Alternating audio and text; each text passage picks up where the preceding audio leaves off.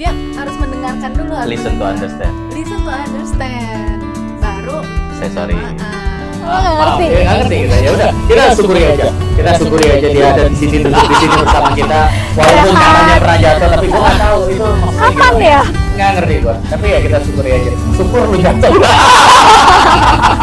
Tapi ini yang menarik ya. Kita lagi ngobrol-ngobrol gini, dia ngomongin kendaraan. Gua pernah nyari masalah. Dan Saya fatal. juga pernah. Pasti. Kita semua. Oh, Kita semua. Maksudnya bukan pasti ngomongin karakter lu. Iya.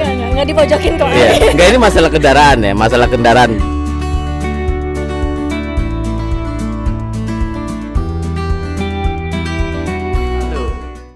Dor. Halo. Ini kita nggak pernah pinter lah. Openingnya tuh kita kayaknya kayak opening berantakan, norak selalu norak. ya. Tetapi ya kita berusaha apa adanya lah ya. Nah, juga orang tua. Jadi tolong nikmatin anak muda ya. Balik lagi bersama kita obrolan 3 zaman. Dari zaman purba apa? Generasi X. X. Ngaku-ngaku Mile. Yang ini generasi apa? Z dong. Z dong. Z. Oke. Ya. Kebetulan di hari ini nih kita mau ngomongin masuk ke nilai-nilai yang bakat pimpin pegang, di mana bulan lalu kita udah ngomongin RISE ya sama kita udah ngomongin relevan sama Inside Out, dan hari ini kita ngomongin simplicity sama enjoyable. Nah, yang kalau dijadiin satu itu jadi RISE. Bukan beras tapi berkembang ya, ngerinya bersinar. Oke. Nah, di materi simplicity sama enjoyable ini kita kedatangan tamu yang lumayan masih muda, masih di bawah 25-an, 25. 25. Iya. 23 ya? Iya. Wow. 23. Boleh kenalan? Siapa sih? Hai, Anda? perkenalkan aku Nazma. Aku di dunia F&B atau hospitality ya kurang lebih sekitar 6 tahun kali ya. 6 tahun. 6 tahun gitu. Cuman memang untuk yang terakhir ini baru bergabung ya di 1 tahunan kurang lebih. Di benar-benar kopinya banget itu di 5 tahunan kurang lebih. Brandnya apa? Brandnya yang sekarang di Simetri. Simetri. Terima kasih Simetri yang selalu support kita. Bang Dimitri. Enggak kokoh. Kayak udah tahu dong hari ini kita ngobrolin apa? Tahu. Yang paling sederhana dari tadi kita bicarain simple sama enjoyable. Kamu orangnya simple apa ribet? Menurut aku tuh sebenarnya menurut aku sendiri aku orangnya simple. Cuman banyak orang yang memang bilang kayak ini orang ribet nih kalau maunya kayak gini-gini gitu. Jadi memang sebenarnya tujuannya sih satu gitu. Cuman memang ada beberapa caranya aja yang memang bisa orang mikir tuh kayaknya jadinya ribet deh. Betul. Gitu. Jadi jangan-jangan definisinya simple sama setiap orang itu beda kali ya. Harusnya sih ya. Makanya buat dia simple, tapi ternyata buat orang lain ribet nih orang ya. Gitu. Tapi kalau Nazma sendiri lebih seneng yang simple-simple aja atau yang nggak simple? Simple ini kan kayak apa sederhana gitu ya. Pasti di mana-mana maunya sih harusnya yang simple ya. Kalau make up simple atau Make up simple. harus berlapis-lapis Enggak dong. berapa tahap? Mereka simple udah pasti. Oke. Kalau buat rencana gitu langsung atau yang wah nggak harus ini dulu. Lebih ke simple tapi terstruktur sih gitu. Oke. Jadi definisinya apa nih? Simple. Kalau buat aku sendiri ya simple ini lebih ke gimana caranya ya kemampuan kita gitu loh, kemampuan kita buat maintain supaya hal yang ternyata ribet itu jadi sederhana. Dilihat dari kayak kita arahnya mau kemana, terus terstruktur atau enggak, dan kita juga harus ngebedain kayak poin-poinnya mana yang memang penting, mana yang sekiranya masih dibelakangin kayak gitu. Nah, tadi kan udah dijelasin sedikit tuh ya tentang simplicity. boleh dong satu contoh entah dalam karir atau kehidupan yang Nasma jalanin sekarang tuh, contoh sesuatu yang menurut sebagian orang itu kompleks atau rumit, tapi Nasma menganggap itu sebagai sesuatu yang sederhana atau simple. Kalau di kehidupan kali ya. Kehidupan lebih kayak banyak orang yang memang kalau untuk pasangan yang kayak pasangan mau yang harus mapan, harus apa segala macam gitu ya. Kalau misalnya ya buat aku sendiri ya di kehidupan aku gitu, kayak selagi orang itu mau berusaha dan memang mau kita mulai nol dari bareng-bareng, ya menurut aku tuh hal yang simple gitu loh. Gitu. Kita coba buat jalanin semuanya dari nol bareng-bareng, asal memang ya mungkin untuk yang belum menikah kali ya, kalau belum menikah asal nggak yang udah main dari nol, tapi ketika udah nggak nol lagi dia jadi nggak nemenin, jadi malah kabur gitu. Asal jangan kayak gitu aja. Oh, udah dapet nih yang simple. Udah dong.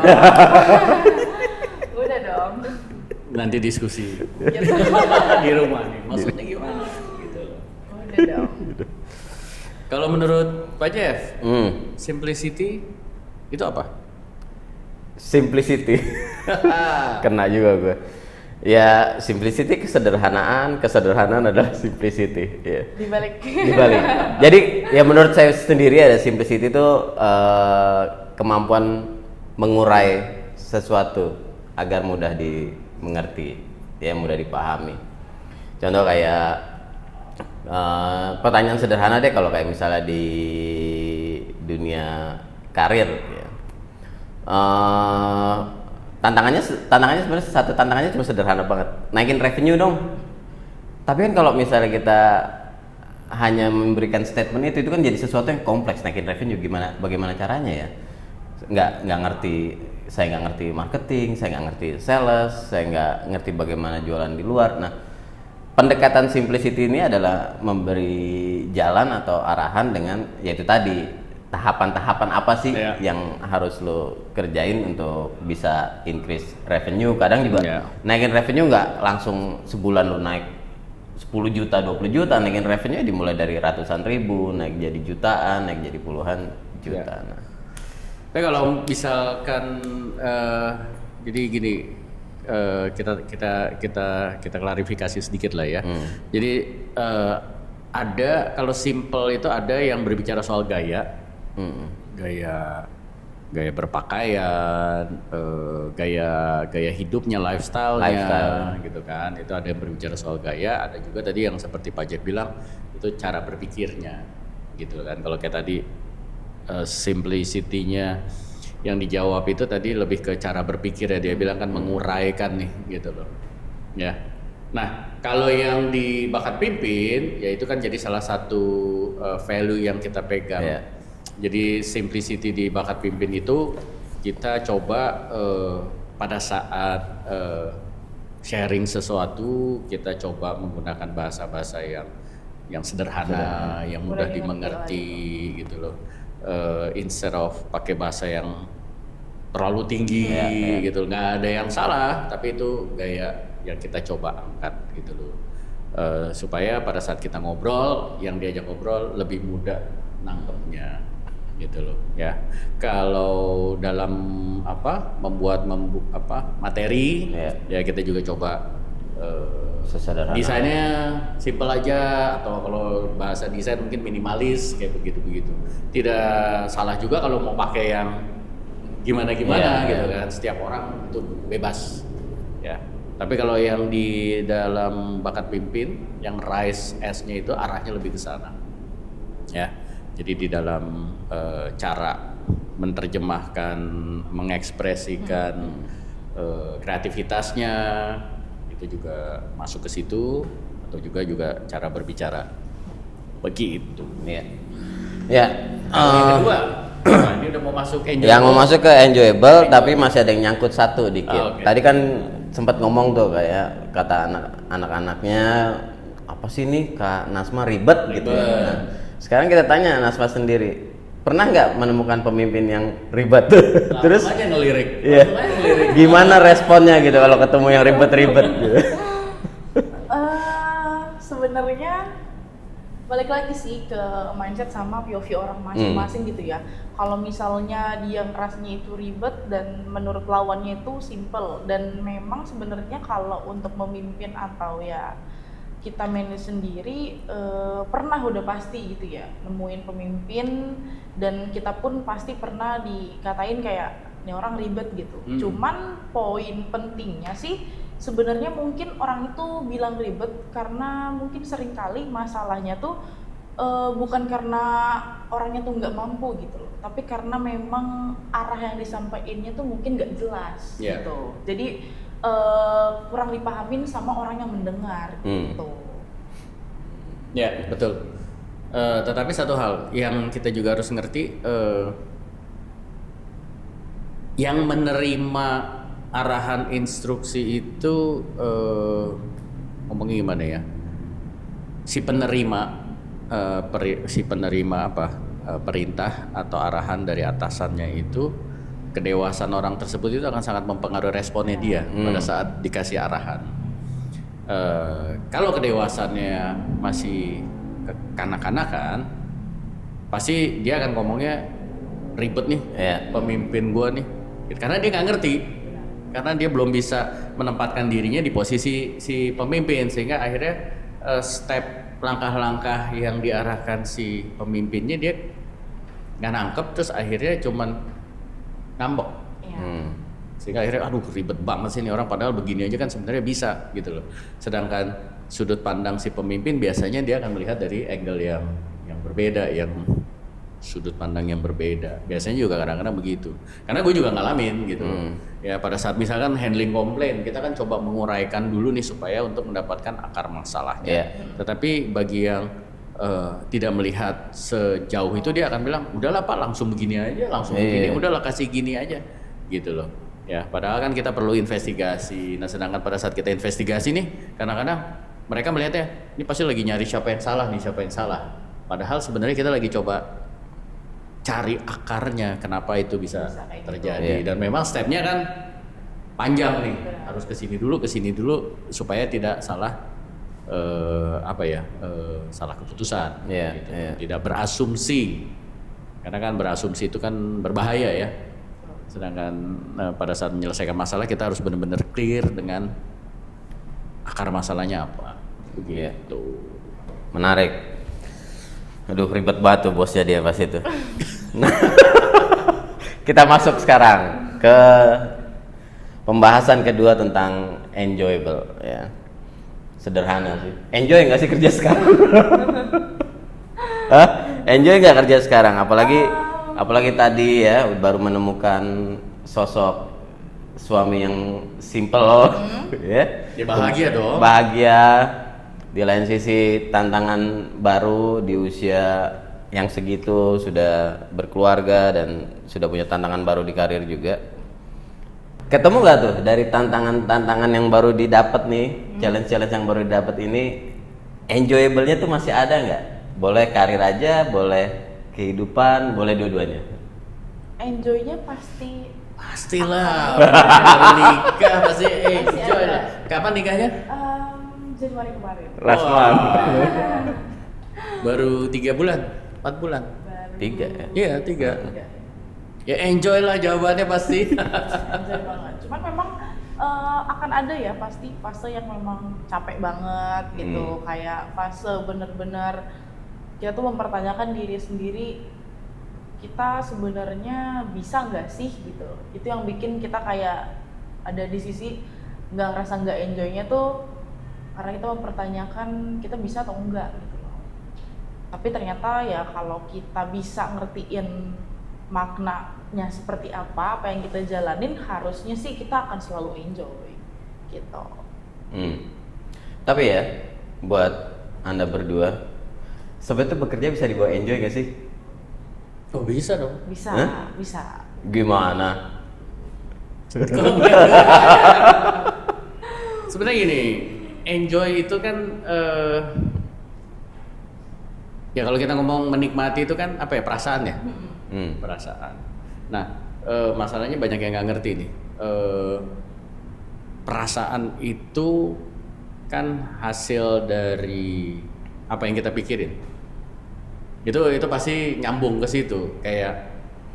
Kayak kita semua kan selalu diajarin bersyukur dong gitu kan, bersyukur. Nah kalau itu kan bersyukur itu kan cara kita melihat perspektif kita ya. Ini apa yang gua alamin ini pressure yang gua alamin di tempat kerja ini hukuman. Rese banget nih atasan gua, bos gua kok gini banget, ya kan? Nah kalau kita ngelihatnya dari situ, pasti dia perasaannya jadi nggak menikmati. Tapi kalau dia melihatnya, wah ini pressure ini nih lagi coba mengeluarkan yang terbaik dari dalam diri gue nih, ya pressure ini akan membuat gue menjadi lebih tangguh, menjadi lebih sabar, karena bos gue udah ngajarin gue nih, nanti kamu kerja sama saya akan ngalamin banyak pressure, tapi maksudnya adalah untuk mengeluarkan yang terbaik dari diri kamu. Kalau dia cara melihatnya perspektifnya udah bener, walaupun nggak enak, walaupun itu dia akan bisa menikmati, karena pikirannya udah, wah ini yang terbaik akan keluar nih dari dalam diri gue nih, akan keluar lagi nih gitu loh. Ya jadi kalau menurut gue ya bisa tergantung cara dia melihatnya aja. Gitu. Kalau dia nggak bersyukur kasarnya, ya menit demi menit selama 8 jam ya akan kayak ada neraka. Gue belum pernah di neraka sih, cuma kira-kira kurang lebih gitu ya, panas gitu. Begitu ngeliat muka dia lagi, begitu ngeliat dia, akhirnya ya udahlah di belakang aja lah. Kalau ke depan nanti yang dilihat bos mulu. Benar banget. Akhirnya ya mau gajinya berapapun, akhirnya ya itu nggak menikmati hari-harinya, jadi akan berat. Karena memang ketika kita tahu gitu ya, kayak kita harus ngapain dari pekerjaan kita, sebenarnya kita tuh nggak ngerasa kenapa kita harus melakukan sesuatu itu gitu loh. Jadi biasanya rasa enjoy kalau dari aku sendiri gitu ya, bukan dari mudahnya pekerjaan itu, tapi gimana proses pertumbuhan itu tuh berjalan, proses kita ngejalaninnya kayak gimana gitu loh. Ketika ya bener tadi dibilang ya memang prosesnya yang memang harus dinikmatin supaya kita bisa merasa enjoy sendiri. Gitu. Contoh, kan baru nikah. Iya. Pernikahan itu tentang perasaan atau komitmen? Komitmen. Jadi komitmen itu di atas perasaan. Betul. Ya kayak gitu. Ya kan? Perasaannya sih capek, tadi lu sempet nyebut. Betul. Capek, ada kalanya lu capek gitu kan. Begitu pulang kerja, atau suami mungkin minta tolong pijit dong punggung sakit nih gitu kan. Perasaannya capek tapi harus gitu. Iya, ya kan, kadang kamu melakukannya juga bukan karena harus, tapi kan karena kamu sayang. Iya betul, karena gitu ada kan? komit juga. Iya, ya kan, kalau janji pernikahan kan hebat-hebat tuh. Wah, kapanpun kamu minta nasi goreng, gua masakin gitu kan. Begitu udah nikah, masak sendiri. Iya, kayak begitu, karena perasaan itu sebenarnya ya valid, bukan berarti kita mengajarkan cuekin perasaan, enggak. Cuman perasaan itu ada tingkatannya kan, ada di mana kamu mau tempatkan perasaan ini. Karena kalau kayak misalkan contoh pernikahan, segala sesuatu pakai tolak ukur perasaan, bubar semua itu pernikahan, gitu kan? Menarik loh ya. Kita udah ada 3 kata yang bahkan bisa dipelajarin lebih lanjut. 1 kedewasaan, 2 perspektif atau point of view, yang ketiga komitmen, ya. Itu bisa jadi 3 kata yang orang akan berkelanjutan terus untuk mempelajarinya. Nah sekarang nih berkomitmen ya.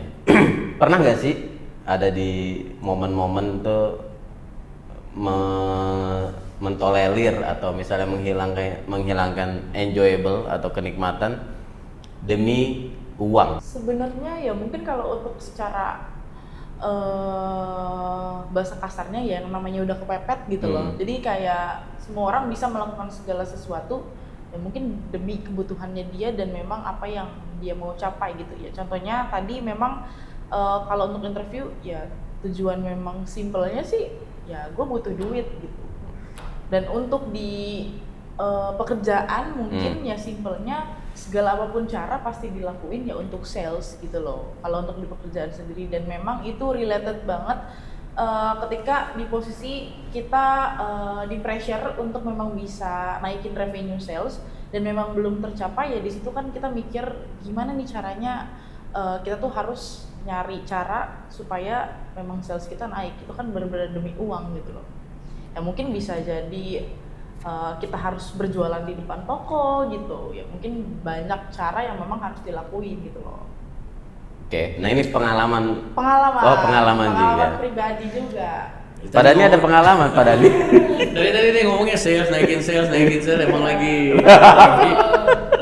ini ya, hari-harinya memang nggak gampang kan ya. Betul. Sekarang lagi nggak gampang. Pertanyaannya apa tadi? Pernah nggak Pak Dhani ada di sebuah pengalaman hidup tuh yang akhirnya lebih memikirkan uang dibanding enjoyable atau kenikmatan? Pasti pernah lah, ya pasti pernah. Apalagi dulu waktu masih muda-muda lah ya, kita waktu muda kan pikirannya duit aja terus melihat orang-orang kayaknya sukses begini gitu kan. Tapi berjalannya waktu kan akhirnya kita belajar lah ya bahwa uang itu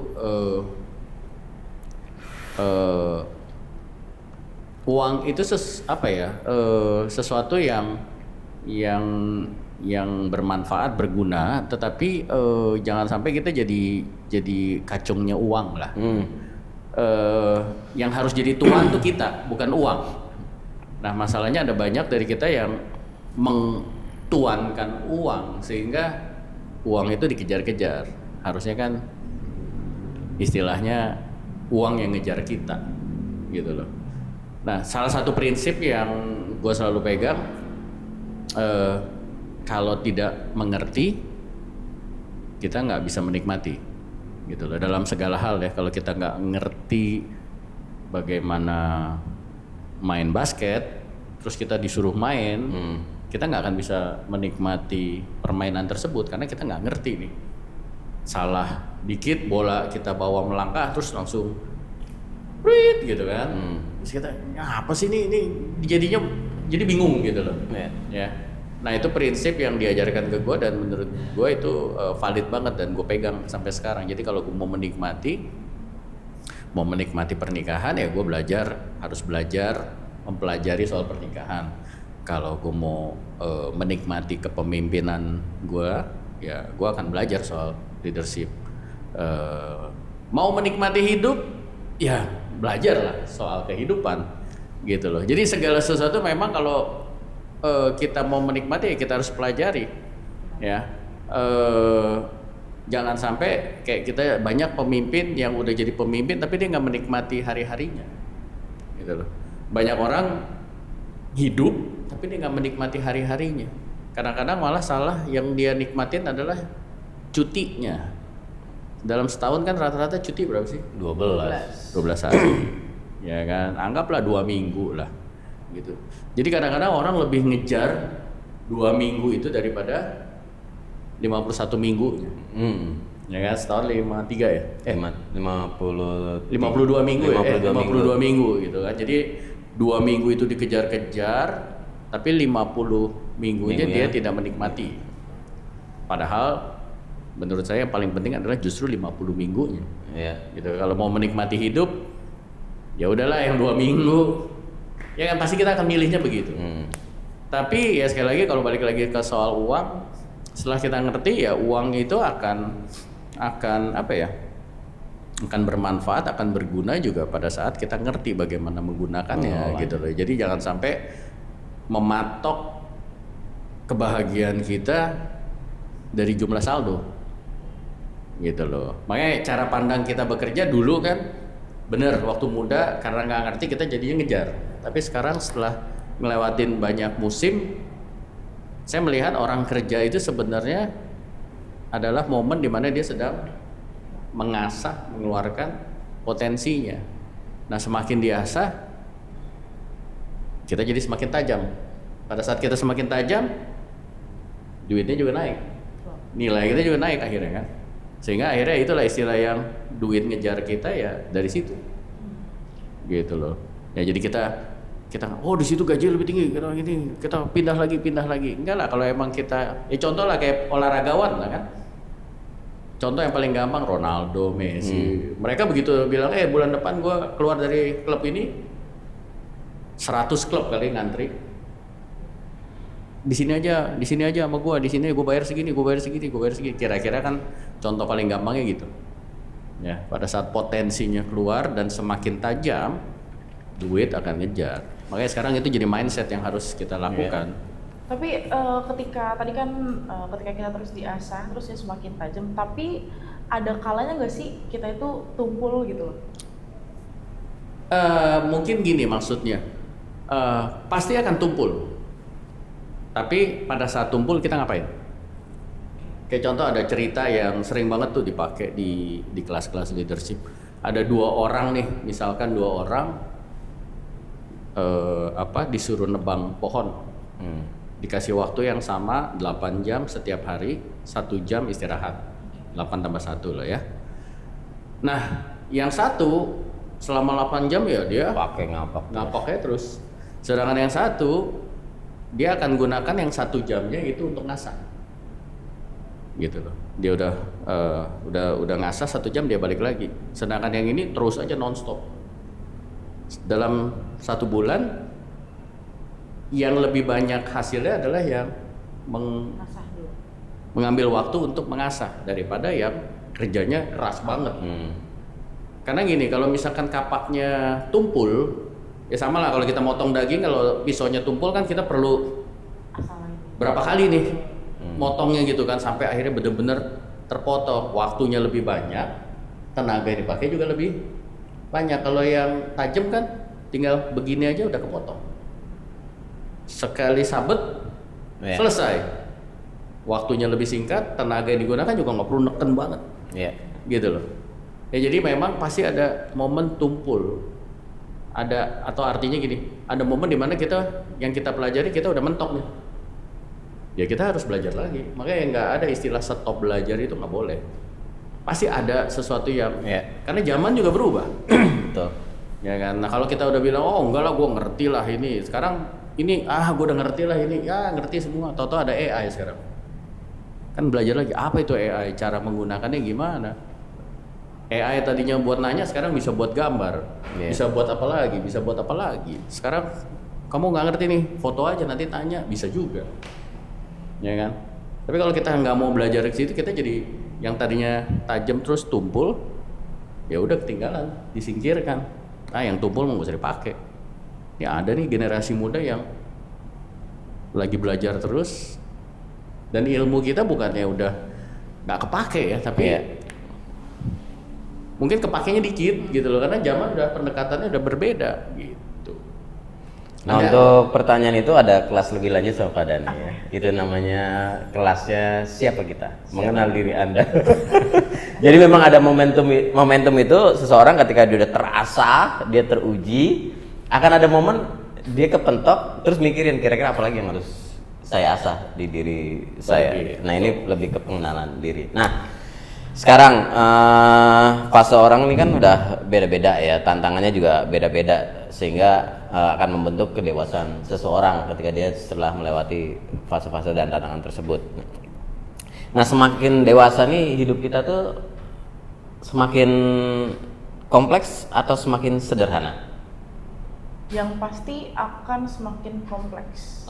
Cuman balik lagi, gimana cara bisa kita ngebedainnya, karena kita harus bisa arahnya kemana, tahu prioritasnya kemana, dan kita tetap bisa nikmatin prosesnya gitu loh. Dengan hidup yang kompleks. Good. Namun dengan cara yang memang sederhana atau simple. Gitu. Betul. Ya ini zaman udah makin ribet lah ya. Makin ribet gitu loh. Yang tadinya nggak boleh, tiba-tiba terkesan boleh.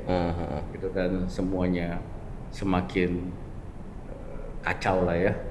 Tapi ya benar Nasma bilang, ya kita harus punya prinsip, kita tetap harus bisa membedakan mana yang perubahan yang harus diikuti, mana yang udah jangan.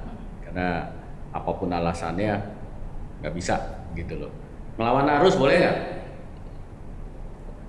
Ngelawan arus kayak di jalanan, ya nggak boleh. Tapi kan ada banyak orang, itu nggak apa-apa, deket kok. Iya. Ya kan? Nggak pakai seat belt, boleh nggak? Deket kok gitu. Deket kok gitu kan? Ya nggak bisa. Maksudnya itu kadang-kadang akhirnya rancu. Satu lagi dong bro. Satu lagi. Lewat bahu jalan boleh nggak? Pakai helm, nggak pakai helm gitu kan? Kayak gitu-gitu lah. lagi nyetir mangku anak deket kok di situ, anak gue kan pengen ngebahagiain anak, terkesan bener, tapi ya nggak bener. Nah kita harus tahu batasannya, gitu kan. Sekali lagi kita pernah bahas lah, batasan itu justru akan melindungi kemerdekaan kita, bukannya dipersulit hidup, gitu. Jadi ya kalau gue pribadi semakin sini, ya gue merasa ya gimana caranya supaya lebih simple aja, karena di luar sana udah semakin ribet gitu loh, ya dalam segala hal lah, dalam berpakaian segala macam itu style ya, udah lah yang begini aja lah, gak usah yang aneh-aneh gitu.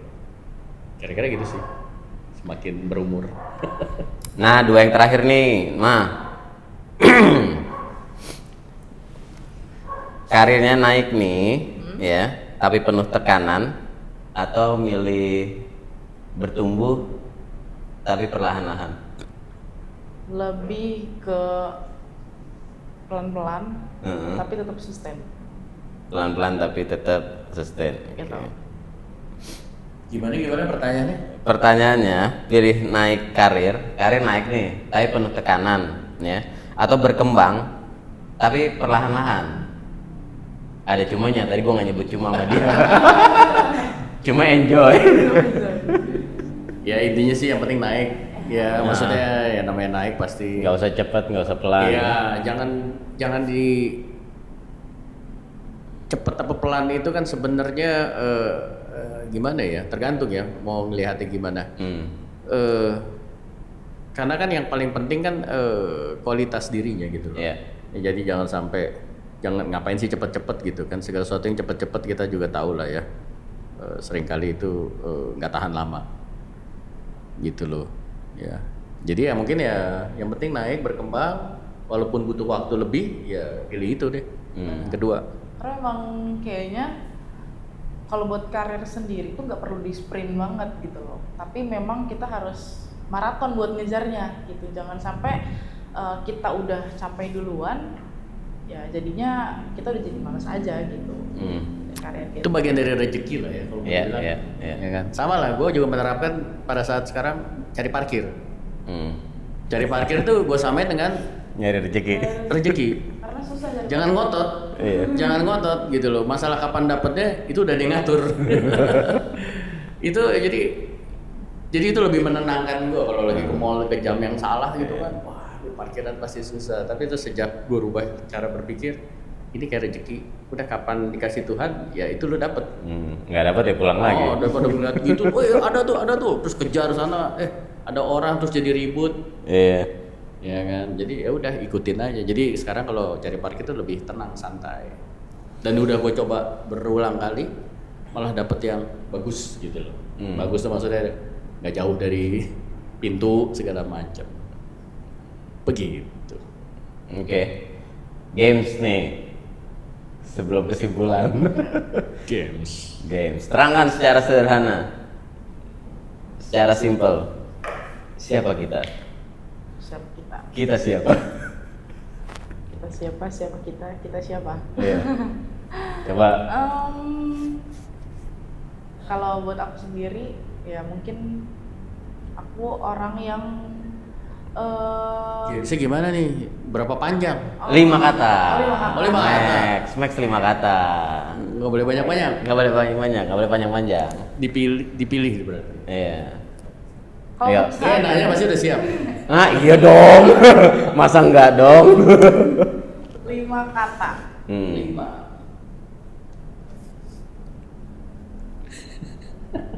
Banyak dong berarti. Banyak dong.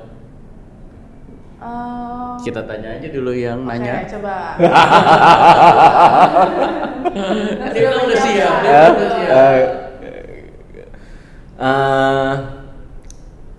Tumbuh, senang bersama tumbuh. 4 ya. Tumbuh, Senang bersama tumbuh. Ini kalimat. Itu kalimat. Oh, boleh kalimat, boleh enggak? Boleh kalimat, boleh enggak, boleh nilai, boleh berupa prinsip gitu loh. Tapi itu kan nanti membangkitkan sebuah pertanyaan. Maksudnya apa tuh? Cielah. Akhirnya kan komunikasi, panjang ya dia.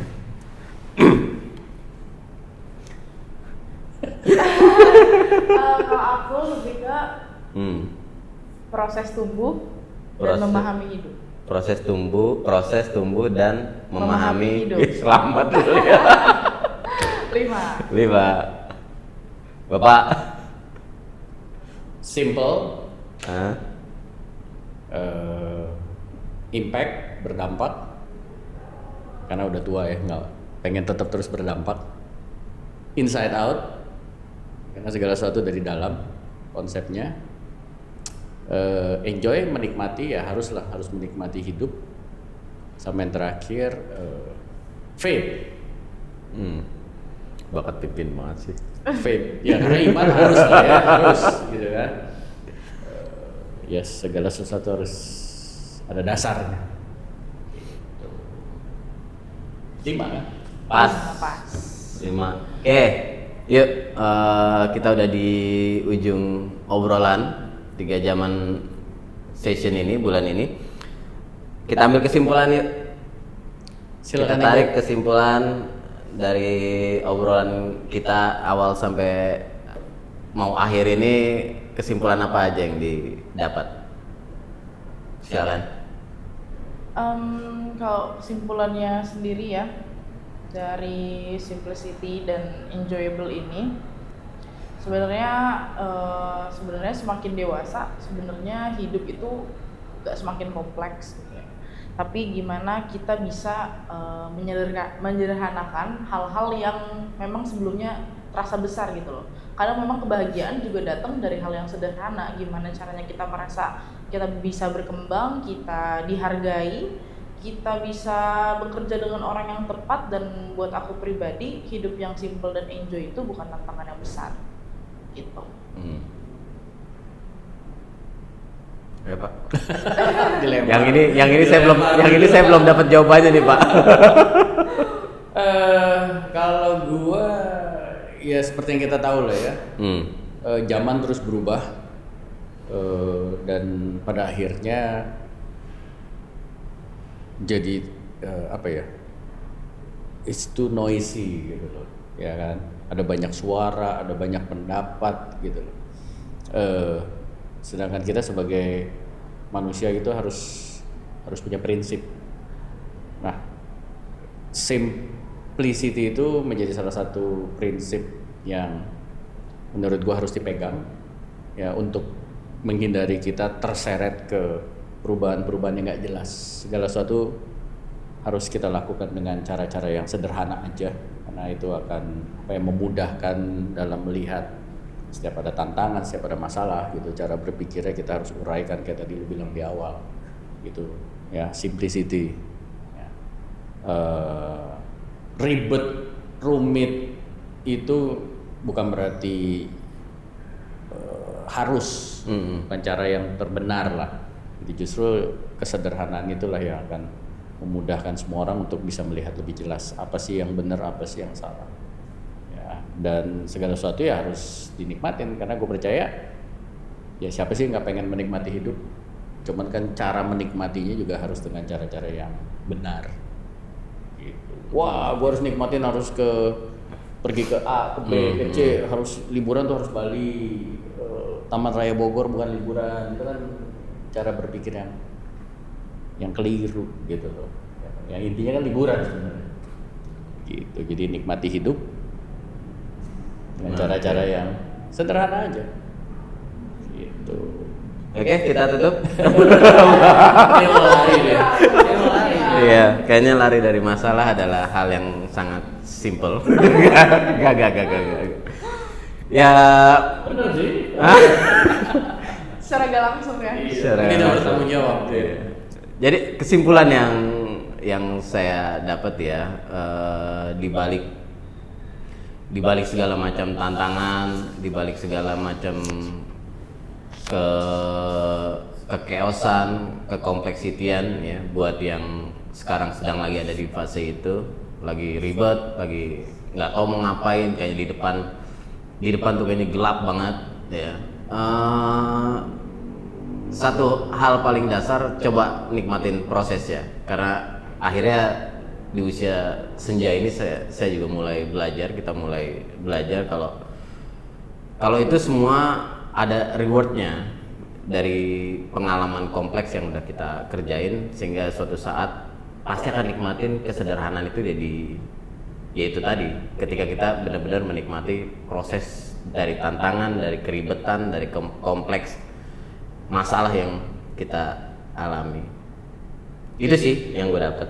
Jadi di balik tantangan, di balik kompleksitas, di balik keribetan, itu akan muncul kesederhanaan yang suatu saat akan lo temuin. Good. Oke. Terima kasih. Makasih. Untuk waktunya Terima kasih Dan tempatnya. dan tempatnya. Terima kasih Simetri Iya. supportnya. Walaupun kopinya belum disajikan. Nanti ya, dong. Nanti habis buka. Habis buka puasa. Oke. Oke. Thank you guys. Sampai ketemu lagi.